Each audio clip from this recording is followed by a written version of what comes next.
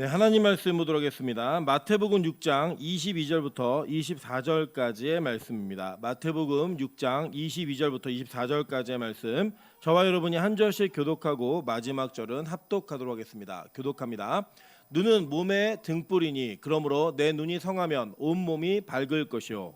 눈이 나쁘면 온 몸이 어두울 것이니 그러므로 내게 있는 빛이 어두우면 그 어둠이 얼마나 더하겠느냐. 합독합니다. 한 사람이 두 주인을 섬기지 못할 것이니 혹 이를 미워하고 저를 사랑하거나 혹 이를 중히 여기고 저를 경히 여김이라. 너희가 하나님과 재물을 겸하여 섬기지 못하느니라. 아멘. 네, 우리 주변에 있는 분들에게 이렇게 한번 인사하도록 하겠습니다. 주일 아침에 당신 얼굴 보는 게 가장 큰 기쁨 같습니다. 네, 주일 아침에 서로의 얼굴을 보는 게 가장 큰 기쁨이었으면 좋겠습니다. 우리가 예배는 물론 100% 하나님께만 영광을 돌리는 예배이지만 함께 예배하고 있는 성도들과 함께 영광 돌리는 하나됨은 예배 가운데 포함되어진 요소입니다. 여러분, 성도들과의 귀한 교제와 또 함께 예배하는 이 장소와 이 장면이 여러분에게 큰 기쁨이 되시기를 주님의 이름으로 축원합니다. 네, 오늘은 마태복음 6장 22절부터 24절까지의 말씀을 가지고 환전을 잘해야 한다라는 제목으로 하나님 말씀 증거하도록 하겠습니다. 저는 청년 때 해외 선교 좀 많이 다녔습니다. 제가 이제 어렸을 때만 해도 청년 때만 해도 해외를 나간다는 일은 굉장히 큰 이벤트였습니다. 지금처럼 이렇게 쉽게 나갈 수 있는 게 아니었고요. 큰 마음을 먹어야만 했습니다. 물론 뭐 유학 가거나 이럴 수 있는 돈이 이게 충분했던 건 아니었지만 제가 청년 때 다녔던 교회가 청년들이 워낙 많이 모였고 청년들에게 굉장히 많은 후원이 있었던 교회였기 때문에 선교를 갈 때는 비행기 티켓팅만 하면 선교를 다녀올 수 있는 그런 환경이 되었습니다. 그래서 이제 열심히 다니다 보니까 어느새 제가 이제 선교를 준비하는 데 있어서 좀 그 나이는 어리지만 베테랑이 되어 있더라고요. 여러 가지 준비하면서.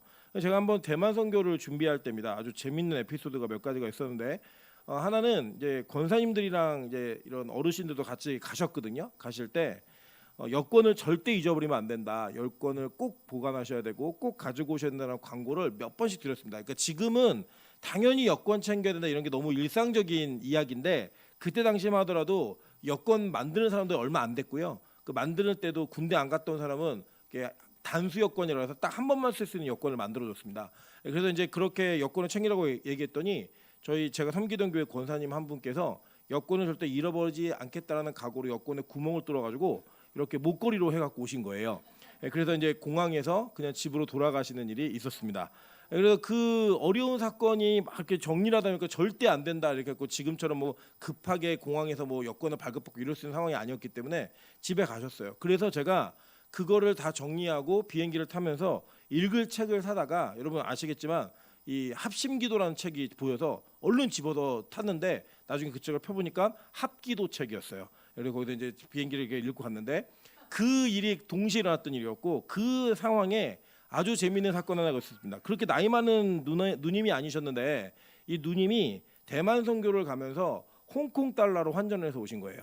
돈은 많이 갖고 오셨는데 가갖고 돈을 들고서 아무것도 쓰지 못하고 그냥 가만히 계시다가 사람들한테 돈 빌려갖고 쓰는 이런 일이 벌어졌던 에피소드가 한 선교 안에 일어나가지고 그 선교팀을 바보 선교팀이라고 불렀던 그런 기억이 있습니다. 이렇게 우리가 어떤 상황 속에서 돈이라고 하는 것은 사회적 약속입니다. 그래서 예를 들면 우리 한국의 원화는 우리나라에서만 쓸 수 있습니다. 그러니까 이게 아프리카나 다른 나라로 들고 들어가면 이건 뭐냐면 이거 휴지예요. 그냥 종이에요. 종이 이상의 개념은 없습니다. 그 나라에서는 그것을 돈이라고 쳐주지를 않는다라는 거예요. 물론 유일하게 전 세계가 공용으로 쓰고 있는 달러는 기축통화라고 그래서 전 세계도 공용으로 쓰지만 예를 들면 우리나라에서도 일반적 상점에서 달러를 내밀면 그것을 받아서 음식을 제공해 주거나 서비스를 제공하는 일을 굉장히 거리낍니다. 그러니까 뭐 관광지에서는 그게 가능한 일이지만 일상 가게에서는 힘들다는 얘기예요. 여러분 한번 생각해 보세요. 편의점 가서 계산할 때 달러 한번 내보세요. 어떤 일이 벌어지나? 무슨 사람인가? 이상한 사람이다. 쳐다본다라는 거예요. 그리고 우리는 이 환전을 할 때에도 우리 지난주 설교 제목이 뭐냐면 환율 계산이었습니다. 그러니까 환율을 잘 계산해 가지고 이 환전을 할 때 내가 어떻게 하면 손해를 덜 볼 것인가? 그리고 이익을 더 볼 것인가를 여러 가지로 고민을 합니다. 그래서 어떻게 하면 이 돈을 잘 바꿀 수 있을까? 이것들을 일상생활에서 고민한다라는 거예요. 오늘 성경은 굉장히 돈에 관련된 이야기를 길게 다루고 있는 것들을 보게 됩니다. 여러분 아시겠지만 오늘 성경을 잠깐 보시면 6장부터는 첫 번째 1절에 나오는 내용이 뭐냐면 주의하라예요. 주의하라. 한번 볼까요? 마태복음 6장 1절입니다. 사람에게 보이려고 그들 앞에서 너희 의를 행하지 않도록 주의하라. 그리하지 아니하면 하늘에 계신 너희 아버지께 상을 받지 못하느니라 라고 얘기해서 이게 6절부터 시작한 내용이 구제에 대한 주의를 이야기했습니다. 그 다음에 5절부터는 기도에 대한 이야기를 하면서 너희는 이렇게 기도하라 라고 기도에 대한 관점을 가르치셨어요. 그 다음에 뭐냐면 16절입니다. 금식할 때 외식하지 말아라 라고 얘기하셨다는 거예요. 그리고 오늘 이제 여러분이 배우고 계신 이 전체적인 내용의 흐름을 보시면 19절부터는 이 땅의 보물에 대한 이야기를 하고 계시더라는 거예요. 그래서 이 전체적 내용은 우리가 살고 있는 세상 속에서 재물에 대한 개념을 하나님의 관점으로 어떻게 이해해야 하며 그것을 어떻게 우리가 다루어야 되는지를 정확하게 가르치고 있다는 거예요. 그러면서 여러분 오늘 읽으신 본문 중에 좀 안 맞는 것 같은 그런 내용이 있는 부분이 있어요. 근데 한번 보실게요. 21절을 보시면 이렇게 얘기해요. 내 보물 있는 그곳에는 내 마음도 있느니라 라고 얘기했어요. 그죠? 그러니까 보물에 대한 이야기예요. 그죠? 그러고 난 다음에 오늘 읽으신 22절은 눈은 몸의 등불이니 그러므로 내 눈이 성하면 온몸이 밝을 것이요 눈이 나쁘면 온몸이 어두울 것이니 그러므로 내게 있는 빛이 어두우면 그 어두움이 얼마나 더하겠느냐라고 얘기했어요. 근데 이게 진짜 우리가 알고 있는 시력에 대한 이야기가 아니라는 것을 우리는 알 수 있어요. 왜냐? 그 뒤에 있는 이야기가 뭐예요? 24절 마지막 부분 한번 볼게요. 너희가 하나님과 재물을 겸하여 섬기지 못하리라 라고 얘기했어요. 그죠? 그러니까 앞에도 내 마음이 있는 곳에 내 보물이 있는 곳에 마음이 있다라고 얘기했고 눈에 대한 이야기를 했고 그 다음에는 하나님과 재물을 겸하여 섬길 수 없다라고 얘기했죠. 그러니까 이 눈에 대한 이야기는 우리의 시력에 대한 이야기가 아니라 뭐에 대한 이야기겠어요? 이 땅의 보물에 관련된 이야기라는 거예요. 자, 무슨 얘기 이해되시죠? 지금 이 흐름은 이 땅의 보물에 대한 이야기를 계속하고 있는 이야기이고 예수님은 이 땅의 보물에 관한 내용을 계속적으로 가르치고 있는 과정 속에서 눈에 대한 이야기를 하셨다는 거예요. 그렇다면 이 눈이 도대체 왜 이렇게 보물과 연관이 있는 중요성이 있는가라고 하는 것들을 한번 살펴보도록 하겠습니다. 자, 창세기 3장 5절부터 6절 한번 보도록 하겠습니다. 너희가 그것을 먹는 날에는 너희의 눈이 밝아져 하나님과 같이 되어 선악을 알 줄 하나님이 아심이니라. 그 여자가 그 나무를 본즉 먹음직도 하고 보암직도 하고 지혜롭게 할 만큼 탐스럽기도 한 나무인지라.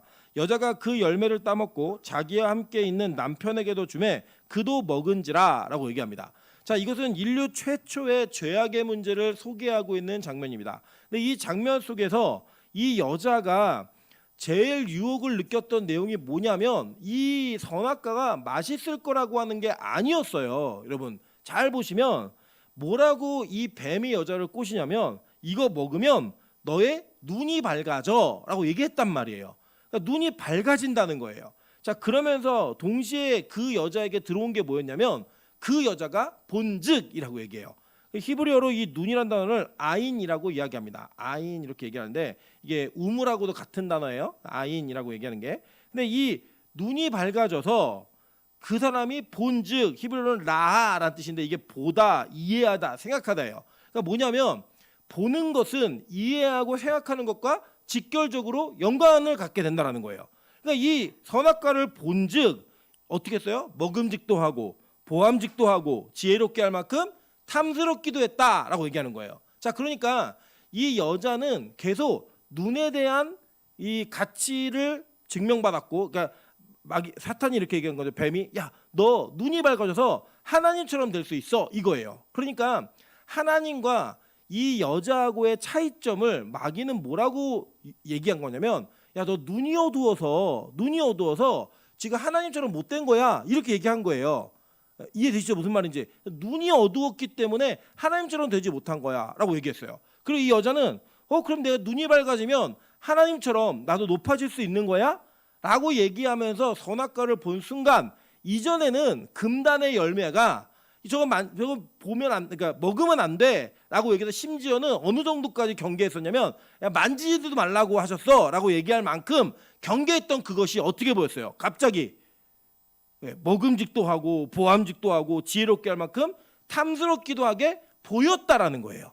그러니까 이 눈의 범죄로 인해서 그들은 하지 않아야 될 행동으로 옮기는 그런 일이 일어났다라고 하는 겁니다. 그래서 이 눈이 무언가를 평가하고 무언가를 가치 있게 보는가, 이것이 그 사람이 죄의 길에서부터 벗어날 수 있는가 아니면 그 죄의 길에 들어가는가, 이것을 정확하게 보여준다는 거예요. 그럼 한번 볼까요? 창세기 13장 10절부터 15절 한번 읽어보겠습니다. 시작.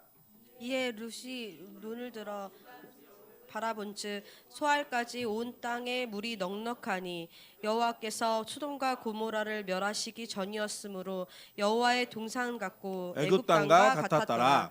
그러므로 롯이 요단 온 지역을 택하고 동으로 옮기니 그들이 서로 떠난지라. 아브라함은 가나안 땅에 거주하였고 롯은 그 지역의 도시들에 머무르며 그 장막을 옮겨 소돔까지 이르렀더라. 소돔 사람은 여호와 앞에 악하며 큰 죄인이었더라. 롯이 아브라함을 떠난 후에 여호와께서 아브라함에게 이르시되 너는 눈을 들어 너 있는 곳에서 북쪽과 남쪽 그리고 동쪽과 서쪽을 바라보라. 보이는 땅을 내가 너와 내 자손에게 주리니 영원히 이르리라. 아멘.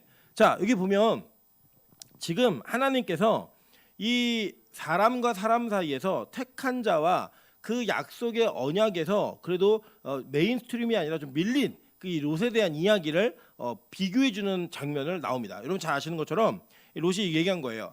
롯하고 그 아브라함이 애굽에 내려갔다 올랐는데 너무 거부가 돼가지고 가는 곳곳마다 이 목자들과의 사이에 다툼이 생긴 겁니다. 누가 여기를 차지해서 먹을 건가 다툼이 생기니까 롯이 그 다툼 속에 삼촌에게 밀리지 않을 그런 어떤 마음을 먹었던 것 같아요. 삼촌은 그냥 삼촌이죠. 어른이니까 뭐라고 얘기했냐면 야 네가 오른쪽 하면 내가 왼쪽 하고 네가 동편하면 내가 서쪽 하고 네가 서쪽 하면 내가 동쪽 할게. 네가 원하는 데 골라라고 얘기했어요.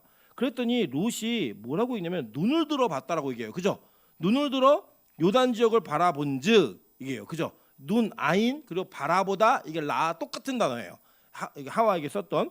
그랬더니 소돔과 고모라가 보이는 거예요. 근데 이 소돔과 고모라가 어떻게 보였냐? 여호와의 동산 같고 애굽 땅과 같았더라라고 얘기해요.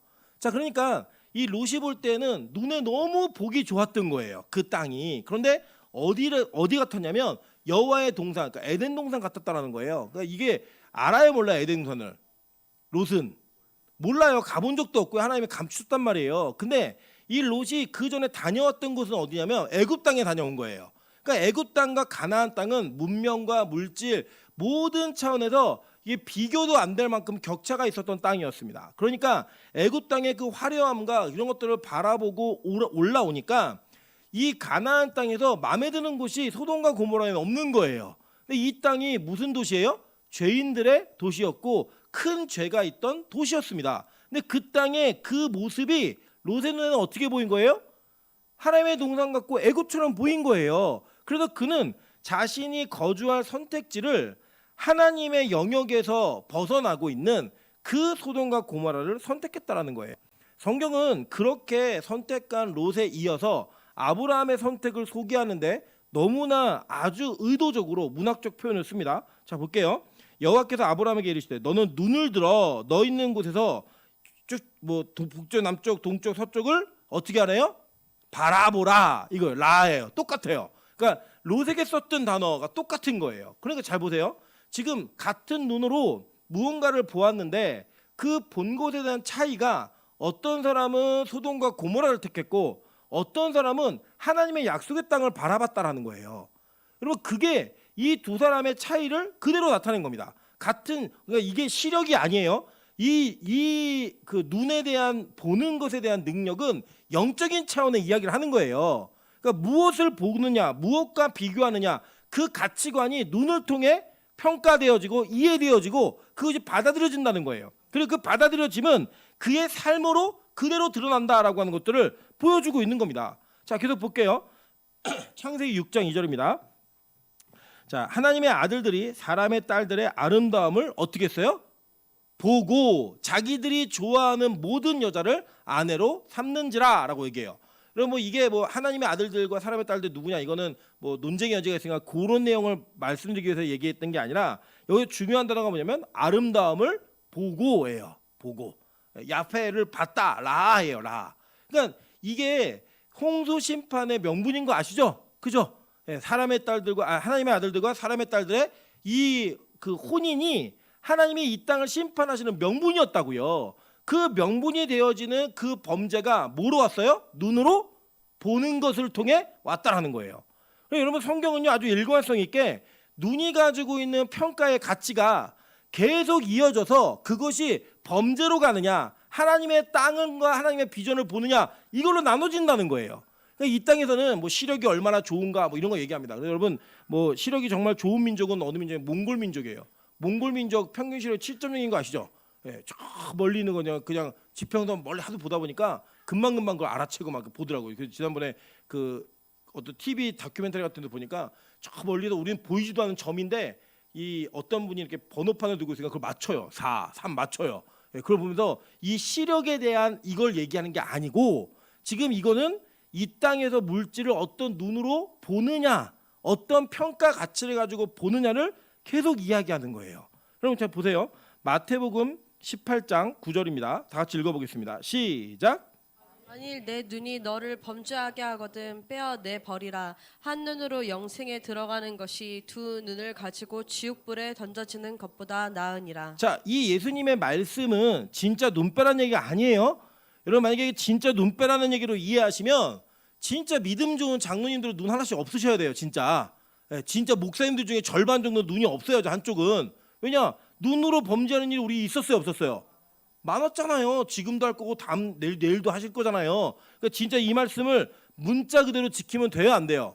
안 돼요. 이건 뭐냐면 처음에 눈으로 범죄했던 그 범죄함 속에 대한 의미를 지금 예수님은 실제적 우리의 삶 속에 심어서 가르치는 거예요. 야, 너희 아담과 하와가 눈으로 범죄해서 하나님을 대적하는 선악과를 먹고 그 선악과를 통해 하나님이 아닌 자신이 선과 악을 판단하기 시작했어. 그러니까 너희들은 너희들 마음속에 눈으로 보는 것으로 자꾸 선과 악을 판단하면 그 눈을 사용하지 마 이거예요. 그렇게 눈을 사용하지 말라는 얘기지 진짜 눈 뽑으라는 얘기가 아니라고요. 여러분 그래서 이것은 어떤 걸 얘기하냐면 눈은 그냥 육적인 피지컬 볼 수 있는 능력을 얘기하는 게 아니라 이 눈으로 무엇을 보고 평가하는가를 이야기해 주는 거예요. 그래서 여러분 예수님이요 구약의 언약의 성취를 이루기 위해 이 땅에 오셔서 여러 가지 이적을 행하십니다. 그리고 여러분 왜 이 시대에는 이적이 많이 일어나지 않냐면 이거예요. 뭐냐면 예수님이 이 땅에 오셔서 하신 이적과 표적은 다 세메이온이라고 얘기했어요. 그죠? 그게 뭐예요? 화살표라고요. 그래서 그 이적과 표적은 뭘 나타내는 거예요? 예수가 메시아다. 이거 증거한 거예요. 그러니까 그 시대에 구약의 언약을 믿고 메시아를 기다리고 있는 사람들에게 필요했던 기적이라고요. 그러니까 지금 이 땅에서 오늘날 우리가 예수를 메시아로 믿는데 기적이 계속 필요해요, 안 필요해요? 예? 필요해요? 여기 있잖아요, 성경에. 예, 안 필요하죠. 성경이 있으니까. 그런데 때때로는 어떤 이들에게 필요한 사람들이 있더라는 거예요. 예수를 아예 모르는 사람들, 성경에 관심이 없는 사람들, 이런 사람들을 위해서는 하나님께서 특별한 이적과 기적을 행하실 수 있어요. 저는 그게 끝났다고 생각하지 않아요. 여러분 실제로요. 아프리카나 이렇게 성경 모르고 전혀 성경에 들어가지 않은 곳에서는 이적과 기적을 통해 하나님 만나는 일들이 많아요. 근데 우리나라는 성경책이 있어요, 없어요? 있죠. 그러니까 여기에 기록되어진 이적과 표적을 제대로 이해만 해도 예수님을 이해할 수 있다 없다? 있다고요. 그래서 우리 삶에는 이적과 기적 자체가 목적이 될 수가 없는 거예요. 그거는 예수를 향한 목적 속에 이루어지는 수단이지 절대로 그 이적 자체가 목적이 되어서는 안 됩니다. 그건 성경이 지지하는 바도 아니에요. 그래서 예수님이요 구약의 언약한 약속을 이루시기 위해 신약에서 하셨던 특별한 사역이 있어요. 그게 뭐냐? 맹인들의 눈을 띄우는 거예요. 여러분 잘 보시면 구약에도 죽은 사람이 살아나는 일이 있었어요, 없었어요? 있었죠. 신약에도 있었어요, 없었어요? 있었어요. 이 죽은 사람이 살아나는 게 힘들어요? 맹인이 눈 뜨는 게 힘들어요? 일반적 기준으로 뭘 고민하세요? 여러분 안 보이던 사람이 보게 됐다. 이게 더 기적이에요? 죽은 사람이 살았다. 이게 더 기적이에요? 죽은 사람이 살았다 더 기적이잖아요. 그런데 구약 전체에서요 맹인이 눈 뜨는 사건이 없어요. 예. 왜냐? 이거는 예언이 되어 있어요. 어떤 예언이 되어 있냐? 메시아가 오면 이 눈을 띄우게 한다라는 예언이 이미 있어요. 그러니까 그 메시아임을 증명하기 위해 예수님은 의도적으로 신약에서 눈을 띄우는 맹인의 눈을 띄우게 하는 일들을 이적을 반복적으로 행하십니다. 총 5번이 나와요 신약에. 이제 이게 6번이라 그러는 학자들도 있는데 하나는 같은 사건이에요. 약간 비슷해서 서로 이제 구분하지만 5번을 아시면 돼요. 우리는 5번인데 제가 몇 가지만 소개해 볼게요. 자, 마태복음 9장 27절부터 31절입니다. 예수께서 거기에서 떠나가실새 두 맹인이 따라오며 소리질러 이르되 다윗의 자손이여 우리를 불쌍히 여기소서 하더니 예수께서 집에 들어가시매 맹인들이 그에게 나오거늘 예수께서 이르시되 내가 능히 이 일을 할 줄을 믿느냐 대답하되 주여 그러하오이다 하니 이에 예수께서 그들의 눈을 만지시며 이르시되 너희의 믿음대로 되라 하시니 그 눈들이 밝아진지라 예수께서 엄히 경고하시되 삼가 아무에게도 알리지 말라 하셨으나 그들이 나가서 예수의 소문을 그 온 땅에 퍼뜨리니라라고 얘기해요. 그죠? 자, 이거 보니까 여기서 이 두 맹인이 따라오면서 뭐라고 소리를 지르죠?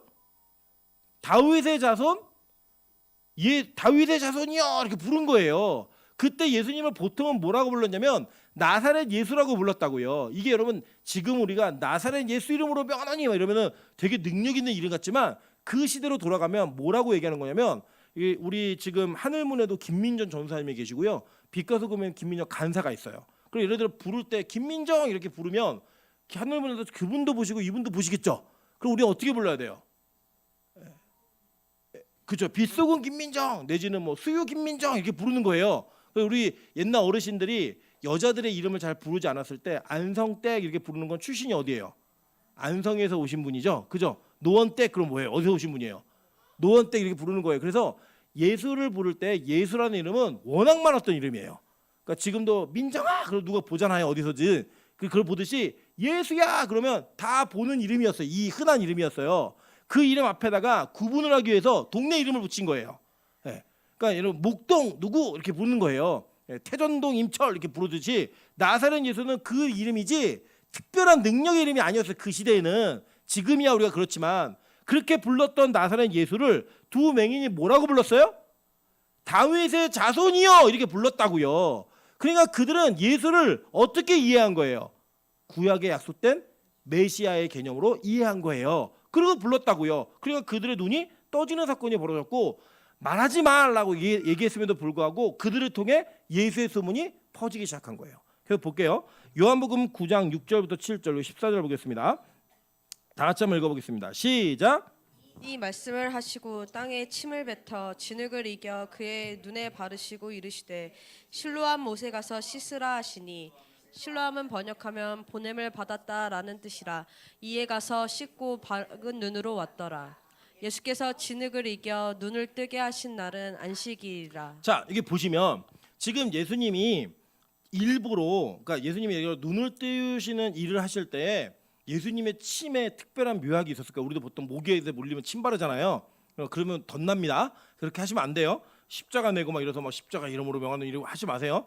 이게 예수님의 침에는 특별한 약효가 있어서 뭐 그 사람 눈이 떠졌을까요? 아니에요, 여러분. 예수님은요 이전에도 그냥 야 너 눈 만져주면서 눈 떠 그럼 눈 떴다고요. 나중에는 이제 눈 떠 그럼 그냥 눈 떠요. 근데 예수님이 굳이 침을 흙에 뱉어서 흙을 이겨가지고 눈에 바르시는 이 퍼포먼스를 하세요. 퍼포먼스. 이게 그냥 하신 게 아니라 의미가 있는 거예요. 왜 의미가 있냐면 자 하나님이 인간을 뭐로 만드셨죠? 흙으로 만드셨죠. 그 흙으로 만드신 그 창조주의 그 모습을 예수님이 자기의 모습에 담아내시는 거예요. 그래서 이 땅에 하나님으로 오신 예수 그리스도를 증명하는 거예요. 그래서 그 연약해진 자가 그러니까 죄로 인해서 이런 장애가 나타나는 거잖아요. 장애가 나타난 자에게 그 흙을 발라주면서 그 장애 있는 자를 고치는 하나님의 영광을 보이시는 거예요. 그게 언제 이루어졌다고요? 14절 무슨 날? 안식일. 안식이 뭐예요? 원래의 자리로 돌아가다. 그러니까 원래는 이 사람이 눈을 온전하게 뜬 자였단 말이에요. 그런데 이 사람의 눈이 띄어짐으로 말미암아 그 띄어진 눈으로 인해 하나님께서 창조주이심, 예수님께서 창조주이심을 증명하면서 예수님께서 안식일의 주인이며 이 사역을 통해 영원한 안식을 이룰 거다라고 하는 이 메시지를 보여주신 거예요. 이해되셨죠? 무슨 말인지. 그러니까 잘 보세요. 여러분, 지금 신약의 사건들은 예수 그리스도가 참된 메시아이고 창조주이며 우리에게 영원한 안식을 주실 분이다, 이것을 알게 하기 위해 눈을 띄우시는 거예요. 그러니까 이 말씀을 붙들고 우리 명수 집사님이 기도하면서 하나님 나도 같이 눈 뜨게 돼요, 이거 하면 돼요, 안 돼요?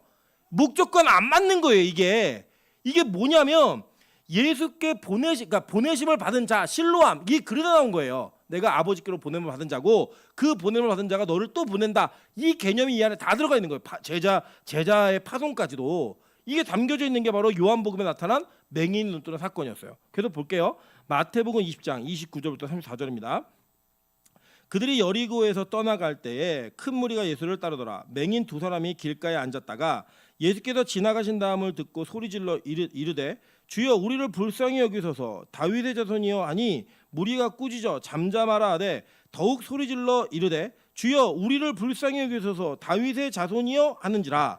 예수께서 머물러 서서 그들을 불러 이르시되 너희에게 무엇을 하여 주기를 원하느냐. 이르되 주여 우리의 눈 뜨기를 원하나이다. 예수께서 불쌍히 여기사 그들의 눈을 만지시니 곧 보게 되어 그들이 예수를 따르니라 라고 얘기해요.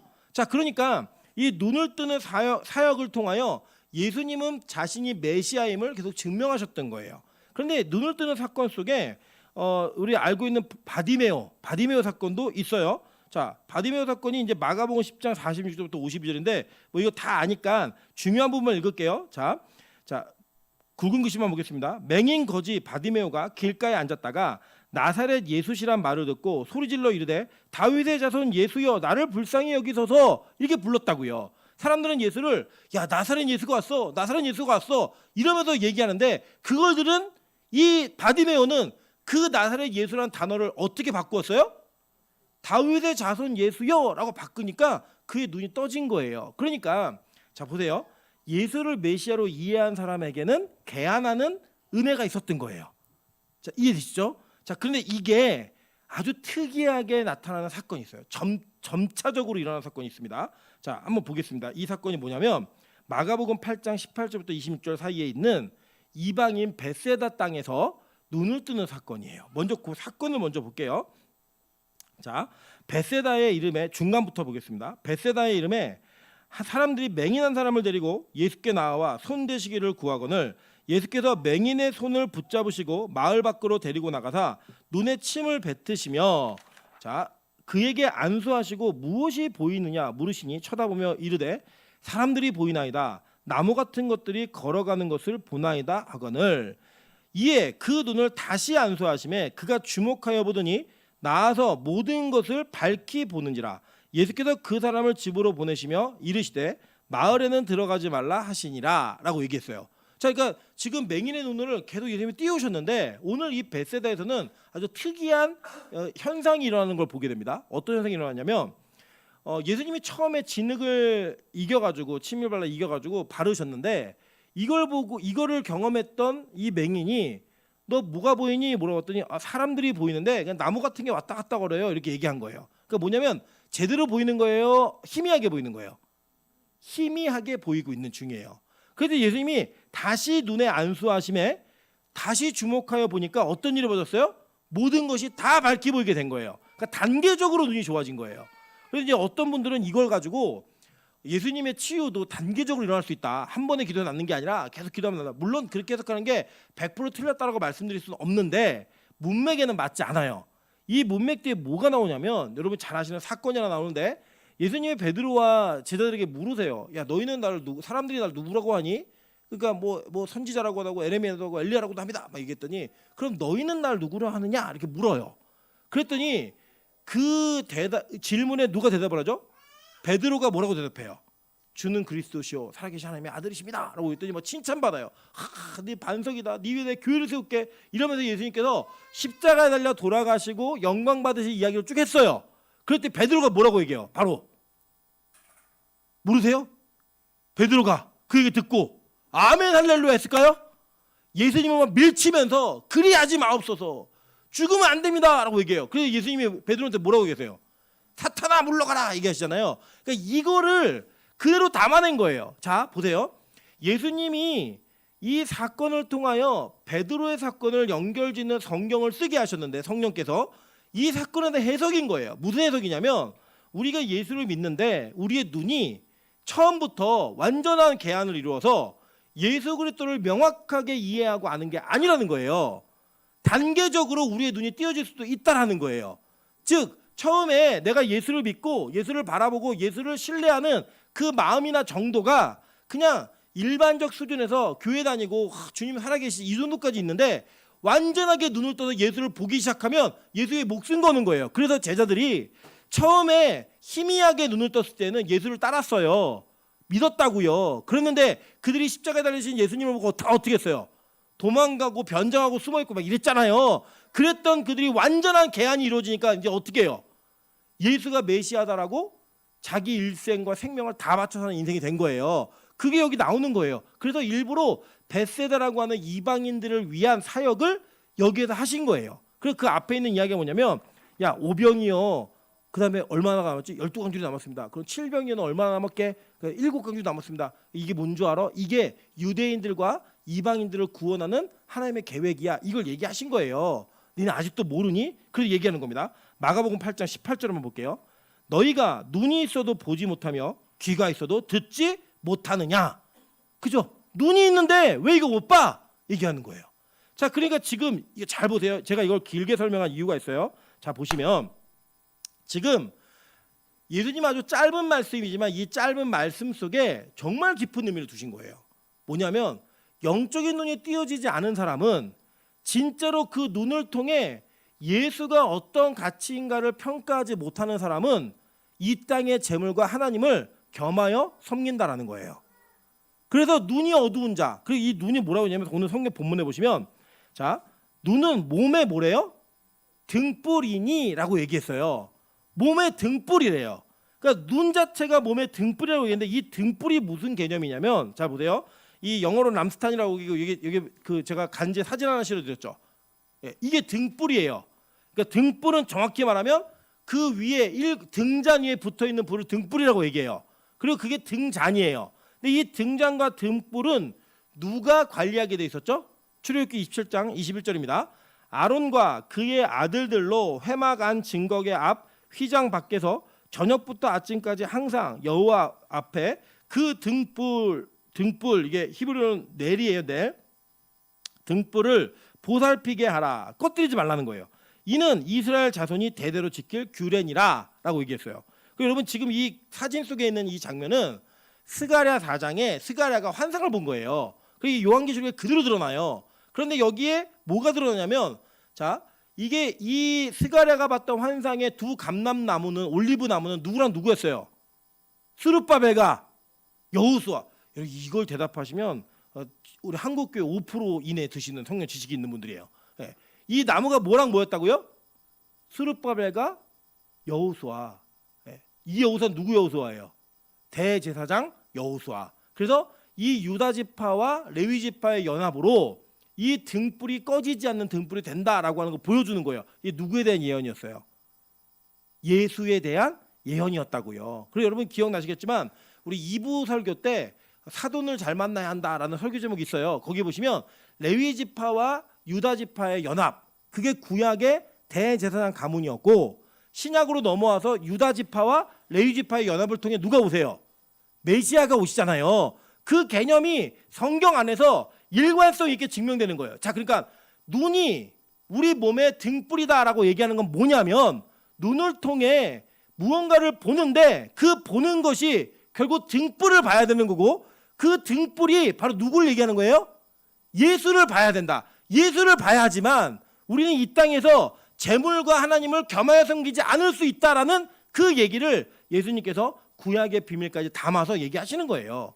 즉 이 이야기는 자 그래서 보시면 이런 거예요. 자, 이 예수님의 가치를 안 사람은 이 땅에서 물질을 어떻게 평가하고 내가 가지고 있는 그 모든 것들을 어떻게 환산하는가 이거 성경은요 아주 구체적인 예로 보여줍니다. 한번 볼게요. 요한복음 12장 1절부터 8절, 그리고 마태복음 26장 12절부터 13절입니다. 한번 볼게요. 6월 똑같은 사건 얘기하는 거예요. 똑같은 사건. 자, 6월절 엿새 전에, 자, 6월절 엿새 전에는 어느 날이에요? 예수님이 십자가에 달려 돌아가시기 전이에요. 바로 엿새 전. 자, 볼게요.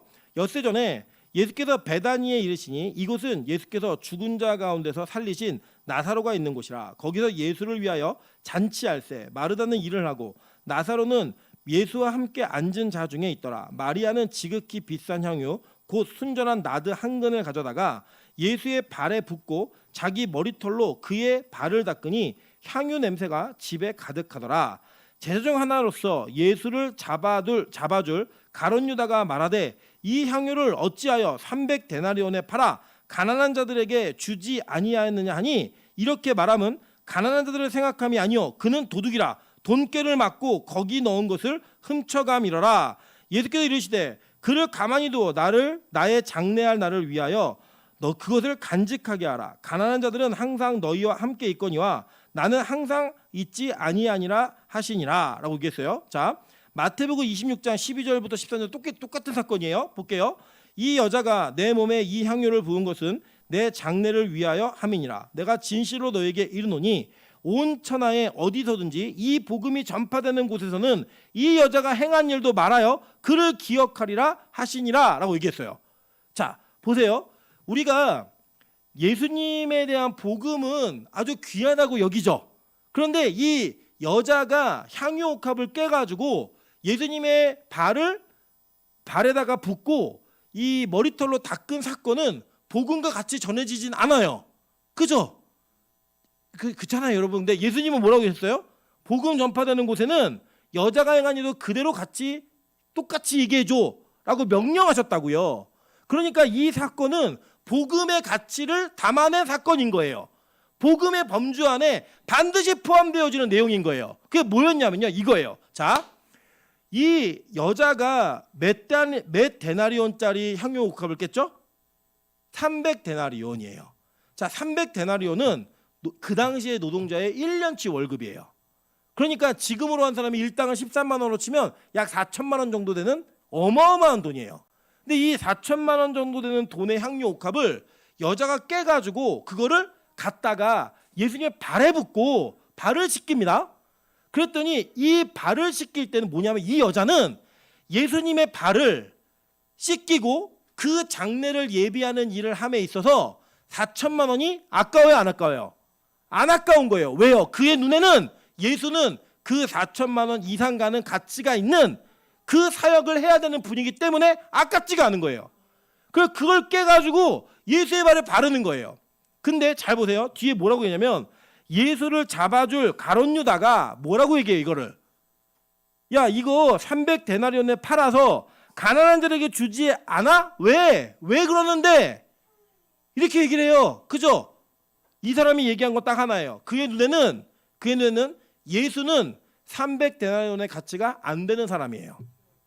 여러분, 이 마태복음 26장 바로 뒤에 무슨 사건이 연결되는지 한번 볼게요. 우리가 13절까지 읽었죠, 마태복음. 자, 그런데 14절부터 보겠습니다. 15번이에요. 마태복음 26장 14절부터 17절. 그때 12 중에 하나인 가룟 유다라 하는 자가 대제사장들에게 가서 말하되 내가 예수를 너희에게 넘겨주리니 얼마에 주려냐 하니 그들은 은 30을 달아주거늘 그가 그때부터 예수를 넘겨줄 기회를 찾더라. 이 연결되어 있는 사건이에요. 그러니까 이 마리아의 눈에는 예수는 얼마짜리예요? 4천만 원짜리라고요. 우리 환산하면.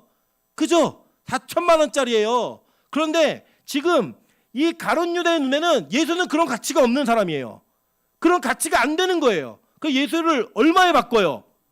은 30 노예 하나 가격에 바꿔버린다고요. 그러니까 그의 눈에는 다 돈으로 보이는 거예요. 모든 게. 그러니까 예수의 발에 300데나리온짜리를 깨? 야, 이거 예수 너무 과한 거 아니야? 이 새끼들 팔아버려야지. 이거예요. 여러분, 우리는요, 이 땅을 살아가면서 우리의 눈으로 무언가 평가하고 가치를 결정하는 기준을 다 가지고 있어요.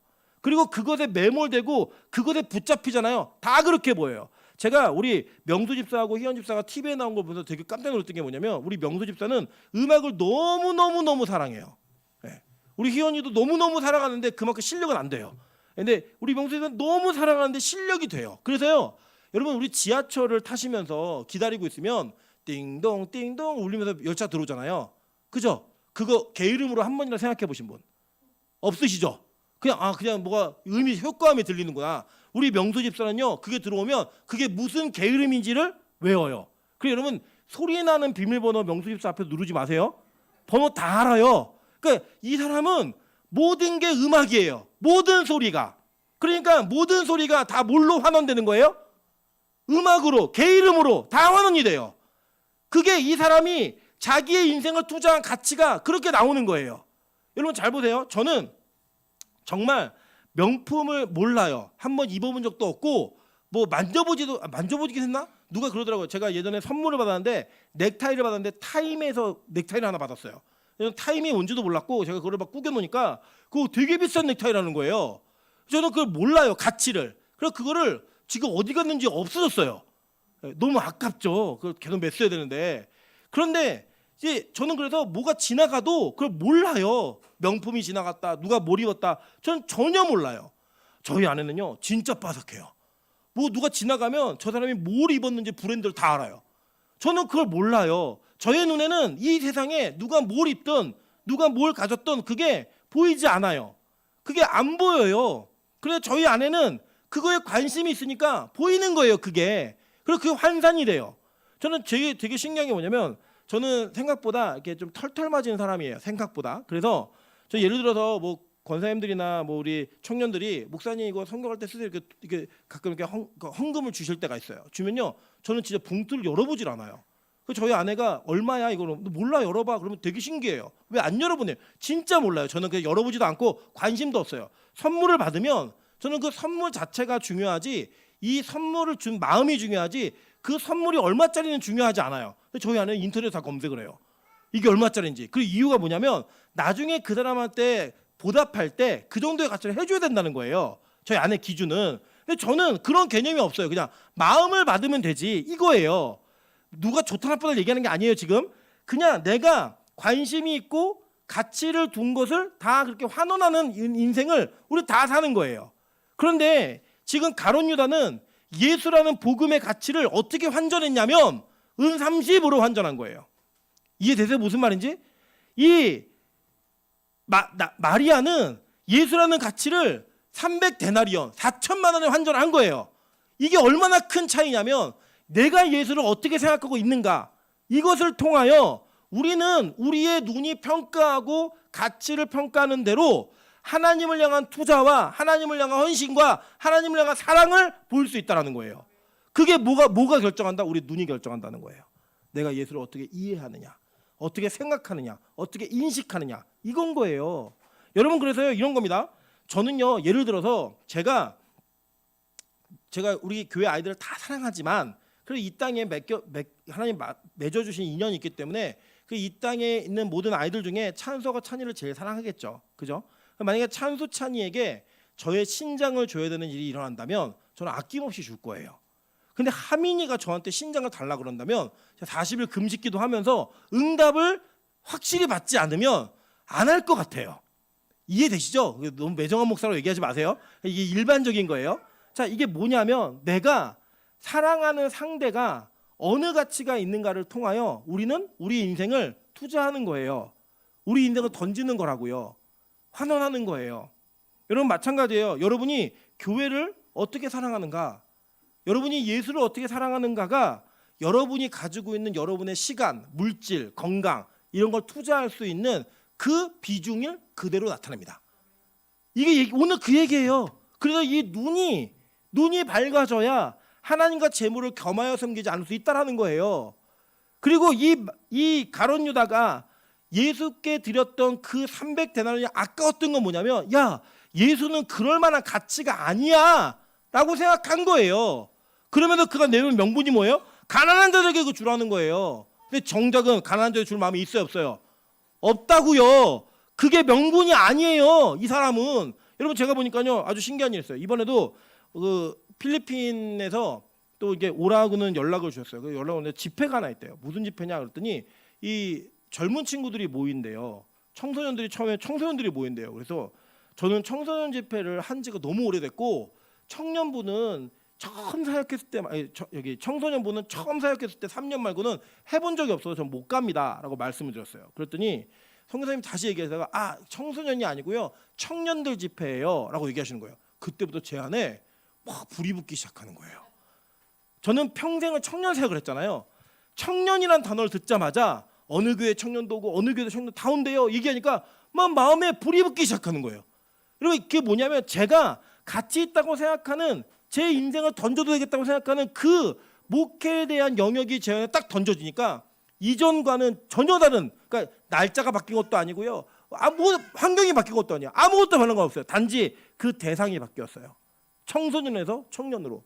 그러니까 제 마음에 막 불이 붙기 시작하는 거예요. 우리가 그렇게 인생을 살아간다고요.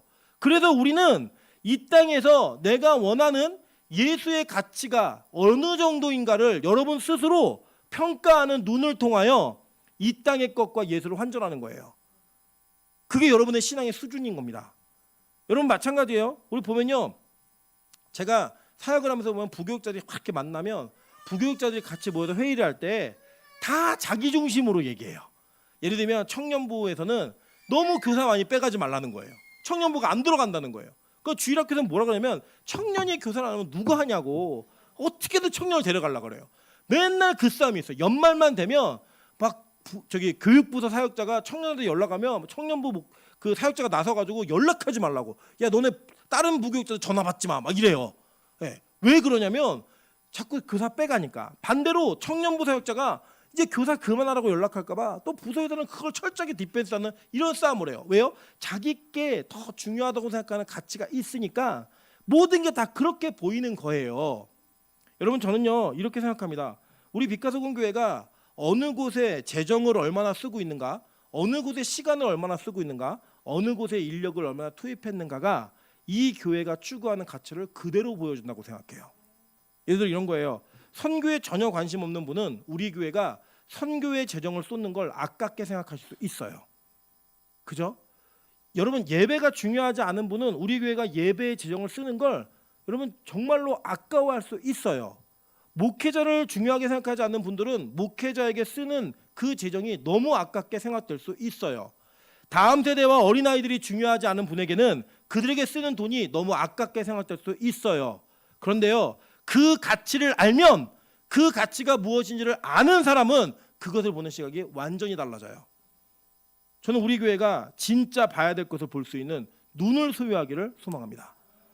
예수라는 그 눈을, 예수를 보는 눈을 가지면요 이 땅의 그 무엇과도 예수 바꾸지 않아요. 근데 우리는 이 땅의 재물이 예수보다 더 커 보이는 거예요. 이 땅의 학위가, 명예가, 힘이 더 커 보이는 거예요. 근데 성경은요 이 예수를 다른 것과 바꾸는 것을 뭐라고 얘기하냐면 도둑이라고 얘기해요. 도둑. 그는 도둑이기 때문에 그렇게 한다는 거예요. 진짜 아끼면, 진짜 정말로 예수를 위해 아끼지 않는 모든 걸 다 던질 수 있으면 여러분 자기 인생에 어떤 것도 아끼지 않아야 돼요. 근데 하나님 내가요 시간은 되는데 돈은 안 돼요. 하나님 내 돈은 되지만 시간은 안 돼요. 하나님 내가 아들은 되는데 딸은 안 돼요. 딸은 되는데 아들은 안 돼요. 이런 마음이 있다? 예수가 어떤 가치인지 모르시는 거예요. 그리고 자꾸 그거를 환산하는 거예요. 환전하는 거예요. 내 뜻대로. 이 땅에 예수는 이 정도의 가치야. 그러니까 나는 일주일에 딱 한 번 드리는 예배로 끝. 나는 예수는 이 정도 가치니까 나는 감사원금 10,000원 한 달에 한 번 하는 걸로 끝. 여러분 그게 그냥 그 사람의 믿음의 수준이에요. 예수를 이해한 수준이라고요. 다른 거 없어요. 그런데 제가 놀라는 건 뭔지 아세요? 여러분 그렇게 교회에 시간을 투자하지 않고 교회에 물질을 투자하지 않는 사람이요 자기 개인의 삶에는 어마어마한 투자를 합니다. 어마어마한 투자를 해요. 그러니까 교회가 교회를 통해 예수님께 영광 돌리는 시간을 일주일 내내 드리는 건 너무 아까운데 일주일 내내 노는 건 안 아까워요. 일주일 내내 드라마 보는 건 절대 안 아까워요. 그런데 주님께 드리는 예배 시간은 아깝다니까요. 그게 여러분이 예수를 환전한 거예요. 뭘로요? 이 땅의 드라마로. 여러분 이 땅에서 여러분 밥 먹을 때 뭐 3만 원짜리, 5만 원짜리, 6만 원짜리 막 먹잖아요. 너무 맛있으면 그거 먹잖아요. 근데 주일원금 2만 원, 3만 원은 너무 커 보여요. 그게 뭔지 아세요? 여러분 이 땅의 음식으로 예수라는 가치를 환산한 거예요. 환전한 거예요. 그게 우리의 수준이라니까요. 가룟유다가 그랬어요. 가룟유다가. 여러분 이거는요 이방인들도 안 하는 짓이라고 하나님이 너무 화내세요. 어떻게 화내시나 한번 볼게요. 예레미야 2장 11절부터 13절입니다. 어느 나라가 그들의 신들을 신이 아닌 것과 바꾼 일이 있느냐? 그러나 나의 백성은 그의 영광을 무익한 것과 바꾸었도다. 이렇게 얘기해요. 불교 믿는 사람들이 어려운 일이 생긴다고 불교 안 바꿔요. 이방인들 그렇게 안 한다는 거예요. 근데 우리는 예수를 자꾸 팔아먹는 거예요. 예수를 자꾸 환전을 해서 내가 가지고 있는 계산을 따져갖고 이게 맞는지 안 맞는지 따지는데 그게 다 어디 거예요? 이 세상 거라는 거예요. 이 땅의 재물에 관련된 거라는 거예요. 오늘 예수님 그렇게 말씀하시는 거예요. 빌립보서 3장 7절부터 8절입니다. 진짜 예수의 가치란 바울이 뭐라고 고백하나 보세요. 그러나 무엇이든지 내게 유익하던 것을 내가 그리스도를 위하여 다 해로 여길 뿐더러 또한 모든 것을 해로 여김은 내 주 그리스도 예수를 아는 지식이 가장 뭐하기 때문이라? 고상하기 때문이라. 내가 그를 위하여 모든 것을 잃어버리고 배설물로 여김은 그리스도를 얻고 라고 얘기해요. 여러분 되게 고상하게 번역했는데 저 이거 번역 잘못됐다고 생각해요. 원어에는 뭐라고 되어 있냐면 똥이라고 되어 있어요. 똥. 내가 그를 위하여 모든 것을 잃어버리고 모든 것을 똥으로 여긴다는 거야. 똥으로. 여러분 변기에서 화장실 보신 이후에 아까워서 물 못 내리시는 분 계세요? 아까워 황금똥 이런 못 내리세요?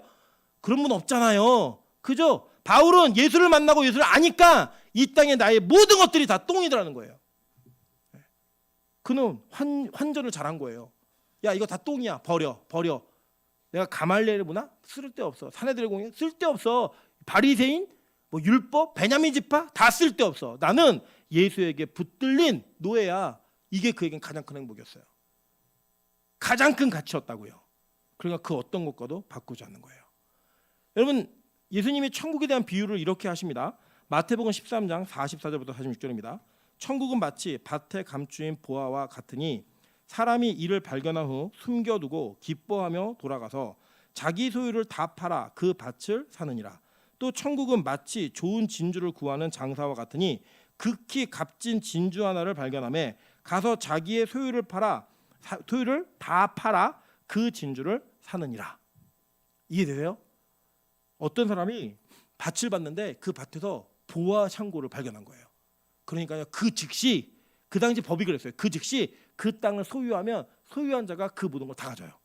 그러니까 전 재산 다 팔아가지고요 그걸 사는 거예요. 진주 장사가요 지나가다가 진주를 만났어요. 근데 이 진주가 전 세계 자기 일생에 단 한 번도 없는 값진 진주예요.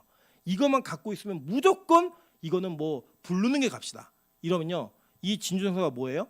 자기 전 재산 가진 거 다 팔아가지고요 그걸 사온다는 거예요. 여러분 어린아이들이 천국은 마치 밭에 감추인 보화 거기 사진 있잖아요. 거기 후렴구가 뭔지 아세요? 집 팔고 땅 팔고 냉장고 팔아 기어이 그 밭을 사고 말 거야. 그 찬양 우리 잘 부르시죠? 우리 애들 때문에. 그러면 제가 여쭤볼게요. 진짜 그렇게 살고 계세요? 예수라는 가치를 발견해 놓으니까 내가 집 팔고 땅 팔고 냉장고 팔아서 내 일생을 다 던져서 예수를 따라도 되겠구나 라고 여러분 생각하세요? 만약에 그게 발견이 안 되셨으면 아주 여러분 천국이 뭔지 모르는 분들이에요. 300데나리온 4천만 원짜리를 깨가지고 예수께 드릴 수 있는 준비가 안 돼 있다? 여러분은 아직 예수의 사역이 얼마나 가치가 있는지를 모르는 분들이에요. 우리는 어쩌면 이 마리아보다 가룟 유다와 가까울 수 있어요. 야, 그렇게 너무 광적으로 믿지 마. 교회의 모든 걸 다 던지지 마. 네 인생을 그렇게 투자하지 마. 예수는 은 30 정도 그 이상 안 돼. 은 30 이상 안 된다니까? 그게 가룟 유다가 붙잡았던 가치고 가룟 유다의 눈이었어요. 오늘 저는 여러분에게 묻고 싶습니다. 여러분의 눈은 마리아의 눈입니까? 가룟 유다의 눈입니까? 그 눈이 바뀌어지지 않으면 우리는 언젠가 반드시 예수를 팔게 될 거예요. 저는 요새 사도행전을 강의하면서 너무 부러워요. 제자들이. 왜 부럽냐면 그들은 자신의 인생을 하나님께 드리고 예수를 전하는 일에 그 어떤 것도 아까워하지 않은 예수를 만났어요. 저는 그들보다 더 많은 성경책을 가지고 있고 더 많이 성경을 읽으면서 그들이 몰랐던 것까지 다 본다고 얘기하는데 저는 아직 제대로 살 수 있는 마음이 준비가 안 돼 있어요. 저는 빛과 소금 교회를 이 세상에서 제일 좋은 교회라고 생각합니다. 그런데 저는 아직 빛과 소금 교회를 위해서 제 생명까지 바칠 준비는 안 돼 있어요. 그게 솔직한 저의 모습이에요. 그래서 저는 계속 이게 바뀌지 않으면, 이게 변화되지 않으면 저는 언젠가 예수를 팔 수 있는 가능성이 있는 사람이에요. 제 눈이 이것을 보는 것보다 더 좋은 것들을 보고 있는데 그게 세상의 가치라면 저는 어쩌면 가룟 유다와 똑같은 눈을 가지고 있는 사람일 줄 모르겠어요. 여러분, 제가 너무너무 죄송하고 안타까운 건 제가 그런 눈을 가졌기 때문에 우리 성도들도 그 수준 이상일 거라고 전 기대할 수가 없어요. 그렇게 기대할 수도 없고 기대해서도 안 된다고 생각해요. 그러나 약속은 드릴 수 있어요. 전 지금은 이 눈을 갖지 못했지만 저는 마리아의 눈을 가질 거예요. 꼭 가질 거예요. 왜냐하면 전 천국 꼭 가고 싶거든요. 저 예수님 진짜 사랑하거든요. 아직 제가 다 안 떠서 그래요. 희미하게 떠서 그래요. 제가 어느 날 그 눈을 다 뜨는 순간 저 예수 위에 죽을 거예요. 그럼 저는 그 죽는 모습을 통해 우리 교회가 그 수준의 눈을 소유할 수 있다고 믿어요. 그래서 예전에는 제가 가르치던 제자들, 성도들을 굉장히 많이 질타했어요. 왜 안 바뀌냐고, 왜 그 정도밖에 못하냐고. 근데 지금은 그렇게 하지 않아요. 왜냐하면 제가 그 수준이어서 그래요. 그래서 여러분의 죄송한 마음이 있지만 그 죄송한 마음만으로 끝내지 않을 거예요. 저 반드시 바뀔 거예요. 그래서 여러분의 눈도 그렇게 바뀌실 수 있도록 제가 길을 놔드릴 거예요. 그래서 우리 마지막 주님 오시는 날에 야, 너 환전 참 잘했다. 300데나리였는 거 바꿨구나. 너 일생 전체가 다 바꿨구나. 그래 환전 참 잘하는 인생 되어서 주님 오시는 날 칭찬받는 저 여러분 되시기를 주님의 이름으로 축원합니다. 지금 같이 한번 찬양으로 기도합니다. 나 무엇과도 주님을 바꾸지 않으리. 다른 어떤 은혜 구하지 않으리. 주님 사랑해요. 온 마음과 정성 다해. 여러분, 이 찬양의 가사가 여러분의 마음의 진심이기를 소망합니다. 우리 그렇게 찬양하기를 소망하면서